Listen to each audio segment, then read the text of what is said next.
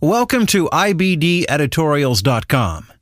Carbon Tax, the Lesser of Two Evils, by Investors Business Daily, January 9th, 2009. Climate Change. ExxonMobil CEO Rex Tillerson, long reviled by environmentalists for his skepticism of extreme global warming claims, now supports a tax on CO2 emissions. A new convert to the cause? We doubt it. In a speech last Thursday, Tillerson said a carbon tax would be a, quote, more direct, a more transparent, and a more effective approach, unquote, than many of the current plans for curbing greenhouse gases, including the cap-and-trade approach favored by President-elect Barack Obama. In supporting the carbon tax, Tillerson, quote, has become an unlikely member of a club that includes former Vice President Al Gore, consumer advocate Ralph Nader, and President-elect Barack Obama's designated head of the National Economic Council, Larry Summers, unquote, the Wall Street Journal noted. In point of fact, Tillerson hasn't joined any club. Like many CEOs these days in energy-producing industries, he's just afraid his company will soon be hit with a tidal wave of new regulation to curb greenhouse gas emissions, regulations that will destroy trillions of dollars of U.S. wealth. Quote, my greatest concern is that the policymakers will attempt to mandate or ordain solutions that are doomed to fail, unquote, Tillerson said, like cap and trade, or new Environmental Protection Agency rules that essentially seek to regulate everything in our economy that uses carbon-based fuel. Since 85% of our energy comes from carbon-based fuel, that means the entire economy. Tillerson understands the political situation.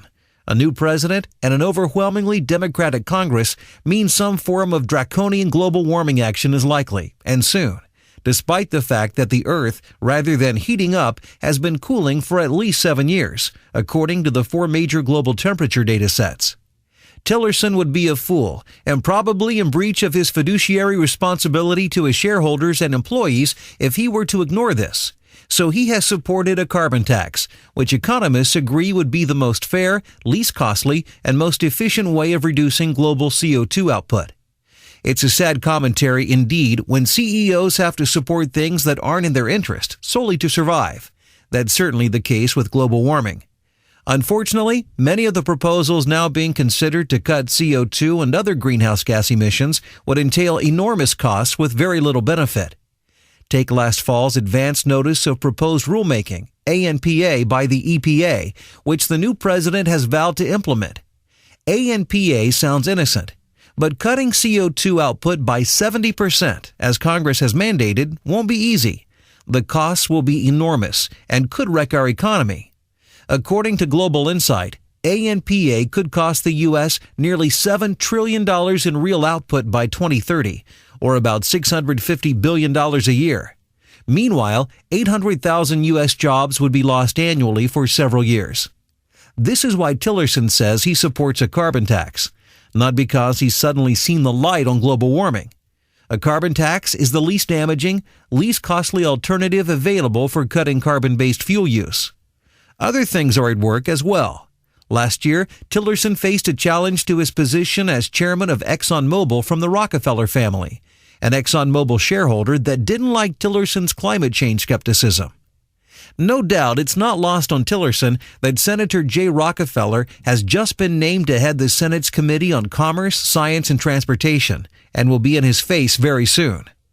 For the record, as the world shivers through a second frigid winter in a row, the U.S. is already cutting back on its CO2 output.